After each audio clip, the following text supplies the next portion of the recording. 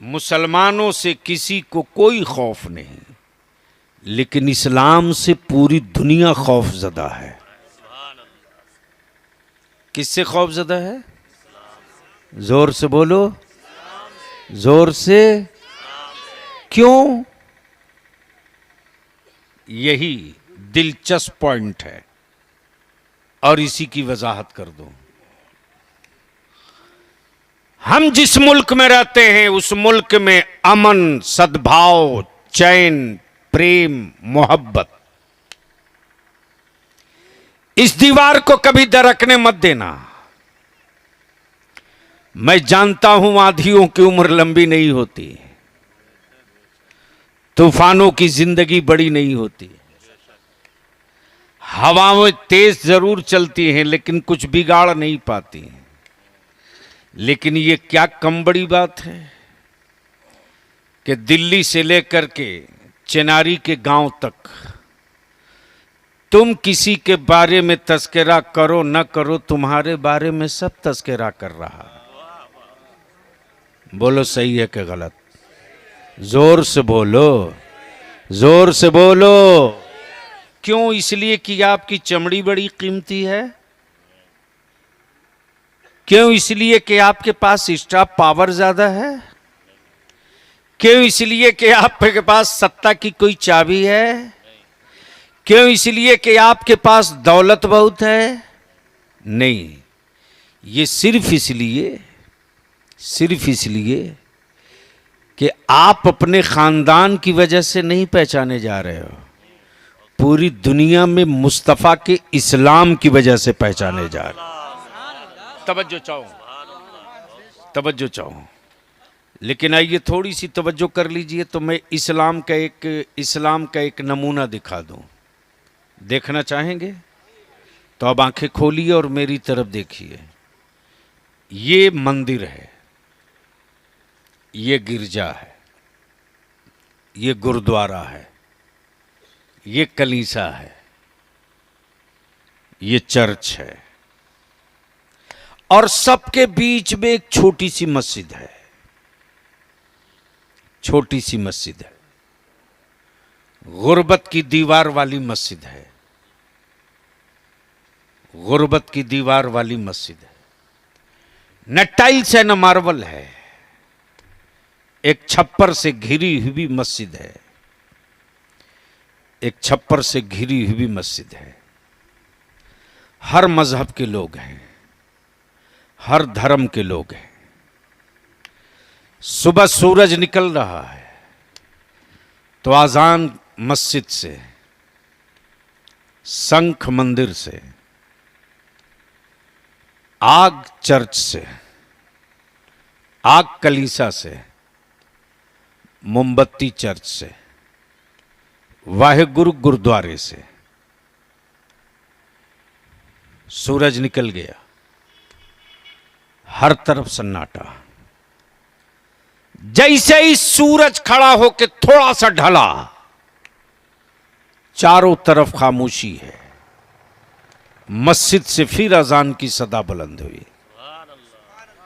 चारों तरफ सन्नाटा। साया सूरज का और थोड़ा ढल गया, यानी साया दो गुना हो गया, दो मिस्ल हो गया। सूरज डूबने से पहले चारों तरफ सन्नाटा, फिर अजान मस्जिद से। सूरज डूब गया, फिर अजान मस्जिद से। तवज्जो चाहो। देखा मेरे मोहल्ले का महेश बीमार बेटा लिए मस्जिद की तरफ दौड़े जा रहा। सुरेश शीशी में तेल लिए दौड़े जा रहा। सरदार जी बीमार बेटे को गोद लिए दौड़े जा रहे। मैंने सबको जाते देखा। मैंने कहा सुरेश गलत जगह आ गए हो, मंदिर वो है। रमेश गलत जगह आ गए हो, गुरुद्वारा वो है। कौर गलत जगह आ गए हो, तुम्हारी इबादत गाह वो है। सलीब गले में लटकाया हुआ क्रिश्चियन। मैंने कहा चर्च वो है, ये मस्जिद है। छप्पर की मस्जिद है, टाट की मस्जिद है, टीन की मस्जिद है। गलत जगह आ गए हो, गलत जगह आ गए हो। महेश बोला नहीं नहीं, समझबूझ कर आया हूं, समझबूझ के आया हूं, पढ़ के परख के आया हूं। मैंने कहा क्यों आए हो? बोला बेटा बीमार है, दवाइयां काम नहीं कर रही। मैंने माफ करना, मस्जिद में कोई डॉक्टर नहीं बैठता, कोई एक्सरे की मशीन नहीं, कोई अल्ट्रासाउंड का सिस्टम नहीं, ईसीजी का कोई इंतजाम नहीं। यहां चटाई मिलेगी, कुरान के कुछ पारे मिलेंगे, इसके अलावा कुछ नहीं मिलेगा। महेश बोला बलियाबी अब इससे आगे मत बोलो। देखा एक मस्जिद के दरवाजे पर कतार लगी है, जिसमें हिंदू भी है, सिख भी है, क्रिश्चियन भी है, बुद्धिस्ट भी है, जैन भी है। निकलने वाला मोहल्ले का अब्दुल्ला है, अब्दुल करीम है। अब्दुल्ला न मौलाना है, अब्दुल करीम न मुफ्ती है, अब्दुल रहीम न मुहद्दिस है, अब्दुल सत्तार न हाफिज है, बल्कि अपने गांव में मजदूरी करने वाला। मैंने कहा ये भाई बुद्धू मियां है जो दीन में हल चला रहा था, इसके लिए खड़े हो? बोल पड़ा नहीं नहीं, इसके लिए नहीं खड़ा हूं, इसके फूंक के लिए खड़ा हूं।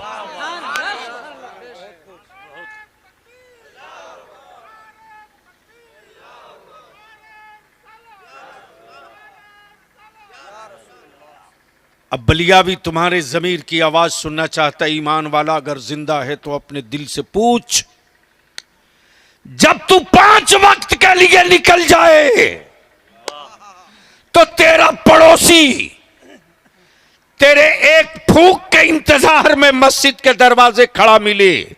जिस दिन तू पूरी जिंदगी के लिए निकल जाएगा, पूरी सांस के लिए निकल जाएगा, याद रख पूरी कायनात का कुफ्र तेरा एक फूंक के इंतजार में चौराहे पर खड़ा मिलेगा। लेकिन कौन समझाएगा मुसलमान को? अब तो आलम यह है कि बेटे और बेटियां जो करना हो करो, शौहर मोबाइल लेके इधर, बीबी मोबाइल लेके उधर। बोलो सही है कि गलत? अरे जोर से बोलो। मर्द हो तो अपने घर की चौखट की इज्जत बचा ले मुसलमान। इस मोबाइल के डब्बे ने मेरी बेटियों की आबरू लूट ली। लुटवाने वाला तू है, तू। मेरी बेटियों की आबरू का कातिल तू है, तू। मेरी बच्चियों की असमत और इज्जत का लुटेरा तू है, तू। ये कहने में मुझे कोई हिचक नहीं, कोई खौफ नहीं, कोई हिचक नहीं है। किसी बाप की औकात जो अपने बेटे और बेटी का मोबाइल चेक कर ले? है हिम्मत? नहीं चेक कर सकते हो। अंदर का मर्द मर चुका है तेरे। बाप तो कहला रहे हो, लेकिन बाप सिर्फ लफ्जों में कहला रहे हो, अमल में नहीं हक अदा कर रहे हो। और ये मेरी मां बहन बेटियां कान खोल के सुने, लाइन लगाकर ताबीज लिखवा कर तुम अपने बेटों का मुस्तकबिल नहीं बदल सकती हो। बदलने का एक पीरियड और एक वक्त था। आज क्या बारगी का माहौल है मौलाना? कम उम्र बच्चा है, दूध पीता बच्चा है, शेरखार बच्चा है। जैसे ही बच्चे रोना शुरू करते, जालिम बाप, जालिम मां गाना लगाकर मोबाइल में बेटे के कान के नीचे रख देती। बोलो सही है कि गलत? जोर से बोल, सही है कि गलत? मैं अपनी मां बहन बेटियों से, और मर्द हो तो तुमसे कहता हूं, तुमसे, बहू लाए हो तो अपनी बहू को भी ताकीद कर दो, और बीवी लाए हो तो बीवी को भी ताकीद कर दो कि मेरे बेटे को आवारा बनाने का हक तुझको नहीं। मेरा बेटा अगर रोवे और तुम किसी काम में हो तो मेरे बेटे को सुकून देने के लिए या बेटे को चुप कराने के लिए मोबाइल की आवारगी मत सुना। पहले वजू कर, रो रहा रोने दे, पहले वजू कर। चिल्ला रहा चिल्लाने दे, पहले वजू कर। और वजू करके फिर मेरी औलाद को अपने आंचल में छुपा और उसके बाद तब मेरी औलाद को तू दूध पिला। जब तक मेरा बेटा तेरे पिस्तान से लगकर दूध पीते रहे तब तक तू मेरे मुस्तफा पर दुरूद पढ़ते रहा। लिख लो बलिया भी ये जो कह रहा है, अगर तूने अपने बच्चों का बचपना इस तरह से पाल दिया तो किसी साहिर, किसी डाइन, किसी जादूगर की औकात नहीं जो उसकी सेहत पर अपने टोटकर का कोई असर डाल दे। इसलिए कि ये वो वाटर प्रूफ नहीं, ये वो शहर प्रूफ जैकेट है कि बचपने में जिस बच्चे पर चढ़ा दिया जाएगा, याद रखना जब तक वो जिंदा रहेगा उस पर कोई दूसरा अमल काम नहीं करेगा। लेकिन यहां तो ताबीज के व्यापारियों ने भी दुकान खोल रखा है और बेचवाने वालों ने भी एजेंसी ले रखी है। दोनों का कारोबार चल रहा है। मेरे अजीज रहम करो। अल्हम्दुलिल्लाह 14 दिसंबर 2023 से नामूसे रिसालत के तहफ़्फ़ुज़ के लिए एक कानून, मॉब लिंचिंग के लिए एक कानून, सत्ता और इक़्तिदार में हिस्सेदारी के लिए अपनी नस्लों को बेदार, जमीन बेच करके बारात ले जाना और बिरयानी खिलाना, जहेज देना बंद करने की तहरीक, मस्जिदों में निकाह करने के लिए बेदारी मुहिम अल्हम्दुलिल्लाह जो चली है। सासाराम की भी बारी आने वाली है, भभुआ की भी बारी आने वाली है और इसके लिए मैं अपने उलमा से कहूँगा तैयारी कीजिए, इसलिए कि ज़रूरत इस बात की है। मौसम कोई हो, उतरना आलिमों को ही पड़ता है। सीजन कोई हो, उतरना आलिमों को ही पड़ेगा। हाँ, ये और सी बात है कि आजकल बहुत सारे लोग भाषण बकते हैं, बोलते तो हैं नहीं, बकते हैं। मौलाना लोगों को राजनीति में नहीं आनी चाहिए। एक बलियावी ढेरों के पेट में नहीं, खानदान दर खानदान में दर्द पैदा किया।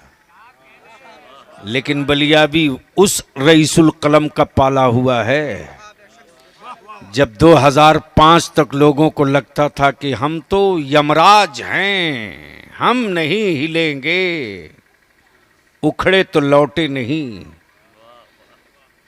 इसलिए कि मुझे भी मालूम है कि 18% आबादी के बच्चों को कटोरा देकर बहुत दिनों तक डरा के नहीं रख सकते हो। बस 4 जून के बाद क्या शुरू करेंगे, याद रखना, गांव गांव निकलेंगे। तब तुम्हारा बलियावी सीना ठोक के कहता है हिंदुस्तान में मुसलमानों से बड़ा सेकुलर कोई हो ही नहीं सकता। लड़ाई तो छिड़ेगी। बोलो, लड़ाई छिड़ेगी तो साथ दोगे कि छोड़ के भागोगे? नहीं, धीरे बोल रहे हो आप, धीरे बोल रहे हो, धीरे बोल रहे हो। मैं जान रहा हूं कि विधानसभा सुरक्षित है। हाँ, जिन बच्चों की उम्र 30 साल है, 25 साल है, वो क्या जाने कि कब से लड़ रहे हैं। लड़ने ही के लिए बलियावी को जिंदा रखा गया है। लेकिन गैरों में कहां दम था जो तेरे बलियावी के इस कादरी कलंदर की पीठ पर हाथ रखे। कमजोर मुसलमान तूने किया, तूने सिर्फ एक काम कर दो, निकाह को सस्ता कर दो, शादियों को आसान कर दो, और उसी पैसे को बचाकर अपनी औलादों को पढ़ा दो। ये काम सिर्फ 5 साल कर दो, छठे साल तेरी औलादों को हुक्मरानों से भीख नहीं मांगना पड़ेगा। कलम के पावर से तेरे बेटे अपना हक खुद फरिया के ले लेंगे। जो पढ़ता है वही लड़ता है, जो पढ़ेगा वही लड़ेगा, जो जाहिल होगा वही डरपोक होगा। लेकिन कुछ बहुत ज्यादा पढ़ लिख करके लोग डरपोक बनाने की सुपारी लिए रहते हैं और क्या कहते हैं, विकल्प नहीं है, क्या करें, बेवा की तरह रोते हैं, विकल्प नहीं है। अरे अकल के टुअरे क्यों मार रहे हो? 4%, 3%, 6% वाले ने तो कभी नहीं कहा विकल्प नहीं है, लेकिन 18% वाले को ऐसा मायूस कर दिया कि कहता विकल्प नहीं है। तब डिजाइन तैयार हुई कि एक मर्तबा बटन दबावो खुद को गिनवाने के लिए, अगली मर्तबा बटन दबेगा सत्ता में हिस्सा पाने के लिए। नक्शा ये है, लेकिन आपको कौन समझाएगा? ऐसे ऐसे आइटम देखे हैं। दिल्ली में सेंटरिंग का काम किया, तख्ता ठोका, कुछ पैसा आ गया, हो गया, आ गया मुखिया का चुनाव लड़ने। तो भोजपुरी में लोग कहते हैं ना, बाण तो गईबे की 90 हाथ का पगो लेके गए। बोलिए सही है क्या गलत? जोर से बोलिए ना। तो क्या आप लोग चाहते हैं कि तिलक जहेज खत्म होना चाहिए? धीरे बोल रहे हैं, अरे धीरे बोल रहे हैं। अरे तिलक जहेज खत्म होना चाहिए, तो इतना डर के क्यों बोल रहे हो? या तो जो निपट चुका है वो कह रहा खत्म होना चाहिए, और जिसका बेटा बिकने के दरवाजे पर खड़ा वो सोचता है हम काहे को इसमें हिस्सा लेने जाए। बोलिए बात सही है कि गलत है? जोर से बोलो ना, सही है कि गलत है? डॉक्टर के सामने बाबू आप नहीं झूठ बोल सकते हो। हम वो नहीं है जो आला लगा के देखेंगे। यहाँ मेरे ताजु शरिया ने वो चश्मा दे रखा है कि एक मर्तबा चेहरा देख लूंगा, अंदाजा कर लूंगा ये कहाँ जाने वाले। लेकिन चिनारी वालों, तेरी मिट्टी भी काबिले रश्क है कि जिस हुजूर ताजु शरिया को बड़े से बड़ा अरबपति लाने की हिम्मत न जुटा सका, उस ताजु शरिया ने तेरे इलाके और आपके दयार में पक्का 12 घंटा बिताया है। ये कम बड़ी बात है। भाई शहाबुद्दीन साहब को अल्लाह ताला सेहत अता फरमाए, इन दिनों बीमार चल रहे हैं। आप लोग भी दुआ फरमाएं अल्लाह ताला उन्हें सेहत अता फरमाए। तो मैं आखिरी बात अर्ज कर दूं मेरे भाई, इसके लिए गांव-गांव पंचायत बनानी पड़ेगी। आप खुद सोचो मुसलमानों, हिम्मत है? मौलाना अभी जो 2 साल के बीच का हादसा बीता है ना, मैं तो रातों रात सोता नहीं था। जाट बिरादरी का एक भाई गाजीपुर बॉर्डर पर आंदोलन पर बैठा था, प्यास लगी थी, पानी बंद, उसने सिर्फ एक ऐलान किया, दिल्ली हुकूमत ने मेरा पानी बंद कर दिया है, मैं प्यास से तड़प रहा हूं, मैं प्यासा हूं, पानी पिलाओ। उसकी बिरादरी का बूढ़ा हो कि बच्चा हो, जवान हो कि कोई हो, मटके में पानी लेकर अपने अपने गांव से दौड़ पड़ा और बता दिया मेरी पंचायत से बड़ी कोई अदालत, कोई हुकूमत नहीं है। जिस दिन मुसलमानों तुम अपने गांव के 4, 5, 6, 8, 10 इस चिनारी के हर गांव के 10-10, 20-20 लोगों को मिलाकर एक पंचायत बना दो कि अब चिनारी इलाके के मुसलमानों के गांव की पंचायत का ये डिसीजन और फैसला है, मेरे गांव में कोई बारात बग डीजे और बाजा और पटाखा के साथ नहीं आएगी। अगर वो बारात लड़की वाला बुलवाता है डीजे बाजा ऑर्केस्ट्रा के साथ, तो उस बारात में न कोई गांव वाला शरीक होगा, ना कोई बारात जाएगा। एक बारात वापस लौटा दो, याद रखना कि साल भर तक फिर कोई सेठिया अपने बेटे की बारात में नबी की सुन्नत और शरीयत की धज्जी उड़ाने की हिम्मत नहीं जुटा पाएगा। इसके लिए कड़ा एक्शन लेना पड़ेगा, एक चटाई बनानी पड़ेगी। दुनिया की सारी कौमों ने चटाई बना लिया।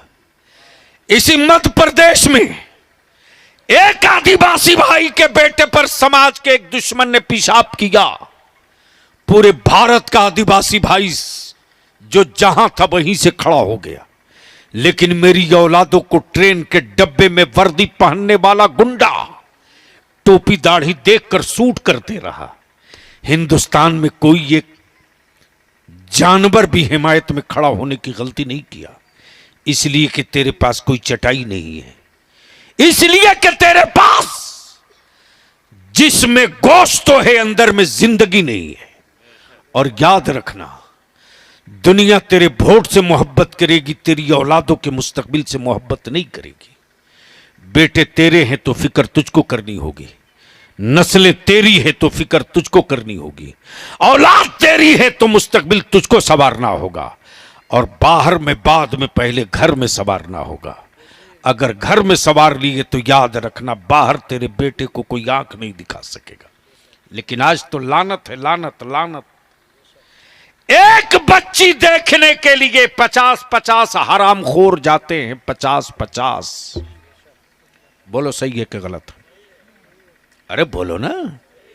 लगता है गांव में बच्ची देखने नहीं गए, गांव लूटने गए हैं, डकैतेंगे।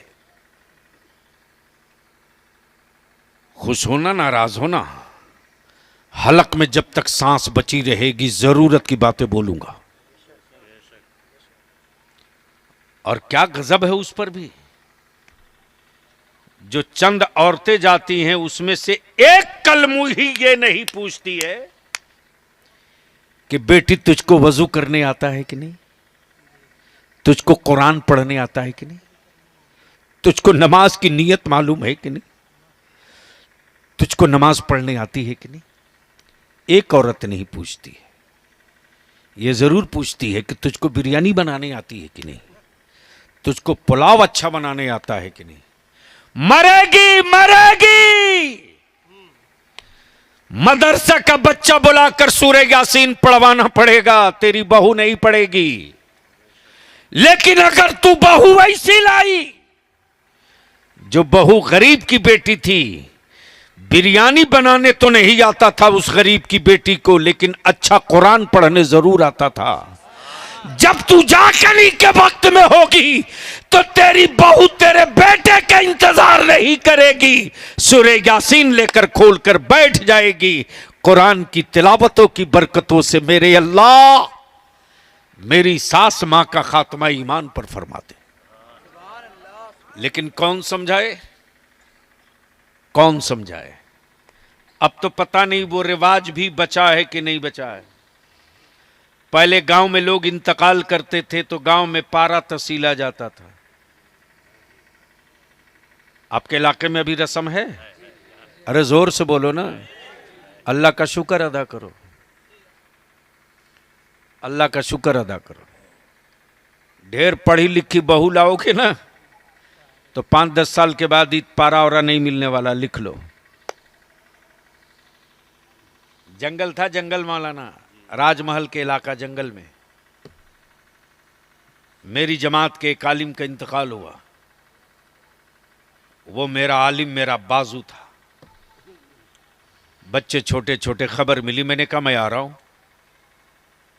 मैं दिल्ली था, कोलकाता गया, कोलकाता से बाई ट्रेन पहुंचा। 20,000 का मजमा, चाहल्लुम का मौका। जब कुल और फातिही का वक्त आया तो लोगों ने बताया 650 खत्म कुरान शरीफ की तिलावत है। अब तो बोल दो, जोर से बोलो। मैंने पूछा ये 650 खत्म पढ़ा कौन है? तो लोगों ने बताया इस पूरे 20 किलोमीटर के एरिया में हर गांव से पारा तसीला गया है। आए हाय हाय हाय, है जंगल, मुकम्मल आदिवासी बेल्ट। अब मैं सोचते रहा कि इस जंगल के गांव में 650 खत्म कुरान करीम की तिलावत गांव की औरतों ने। जब मैंने तहकीक करना शुरू किया, पता लगाया, तो मालूम हुआ मुहर्रम का महीना था। मालूम यह हुआ कि किसी घर से 1 खत्म, किसी घर से 1.5 खत्म, किसी घर से 15 पारा, किसी घर से 20 पारा। अब यहां एक झगड़ा और हल कर लो। मान लो मौलाना, आपका नाम भूल गया हूं, कारी इकबाल साहब तिलावत करें। बहुत खुले दिमाग से सुनना। तिलावत कौन कर रहा है? कुरान पढ़ेगे, कलाम अल्लाह का तिलावत किएगे। और मैंने कहा कारी साहब कुरान शरीफ पढ़े हैं तो कुछ दे दीजिए। इन्होंने कहा 15 पारा ले लीजिए। आय हाय हाय हाय, अरे बोल यार, बोल बोल। पढ़े कोई और, मांगे कोई और भेजा जाए किसी और को। क्या है साहब? पढ़े कोई और, मांगे कोई और पढ़े हुए का सवाब भेजा जाए किसी और को। मैं सोचते रहा, पढ़ा तो उसने था, मांगा मैंने था, तो इनको कैसे पहुंच जाएगा जो मजार में लेटे हैं? तो यहीं से आवाज आई, अकल बची है। मैंने कहा आपकी दुआओं की बरकत सरकार। फरमाया हज्जे बदल कोई किया है तेरे इलाके में? मैंने कहा भी बिल्कुल नया नया एक मौलाना हज्जे बदल करके लौटा है। पकड़ा गए मौलाना। मैंने कहा कहिए कहां गए थे? बोले हज को। मैंने कहा अरे यार तुम तो ठेला चला रहे थे, तुम पर तो हज ही नहीं फर्ज, तो गए कैसे? तब बताया कि वो फला साहब है ना, उन्होंने अपने मरहूम वालिद की तरफ से हज बदल कराया है। मैंने कहा चलो मसला हल हो गया। जब मरहूम वालिद की तरफ से हज बदल का सवाब मरे हुए को जा सकता है, तो कुरान की तिलावत का सवाब कब्रिस्तान के मुर्दों को क्यों नहीं जा सकता है? अब इस पर इतना हुज्जत बहस मुनाजरा की क्या जरूरत है? शॉर्ट में, मुसलमानों अपने घर को ठीक करो, सख्ती के साथ अपने बेटे और बेटियों के मोबाइल पे नजर रखो। दिन भर उंगली फेरते रहता है। और इसका एक कसूर यह भी है हजरत, हमारे बच्चे देखते हैं मौलाने लोग रात दिन उसी में डूबल हैं, तो हम भी कोई अच्छी चीज है दिन भर डुबकी मारते रहें। यह कड़वा सच है, कड़वा सच है। इसलिए थोड़ा रहम कीजिए। इसी जहर से शिफा की दवा भी बनती है और इसी जहर से मौत का सामान भी निकलता है। इसी पॉइजन से पॉइजन को मारने का कैप्सूल भी बनता है और इसी पॉइजन से इंसानों के मारने का सामान भी बनता है। इस मोबाइल के डब्बे से आप चाहो तो अच्छी चीज भी निकाल सकते हो। अपनी कौम के नौजवानों से कहूंगा कि ये बिला वजह ग्रुपबाजी बंद करो और बगैर पढ़े लिखे कोई चीज शेयर करना बंद करो।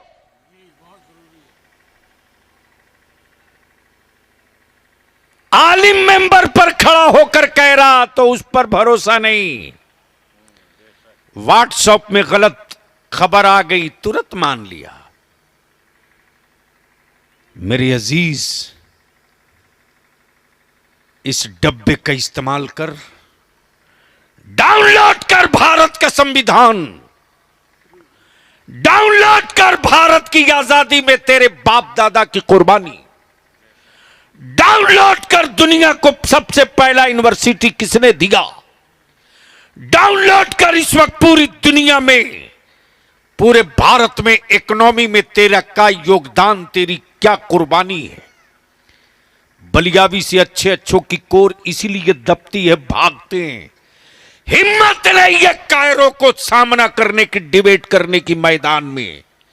इसलिए कि जब भारत की इकोनॉमी डूब रही होती है तो 5,000 लाख करोड़ मुसलमान का बच्चा सऊदीया और दुबई से कमाकर भारत के खजाने को भर के डॉलर का रेट ऊपर करता है।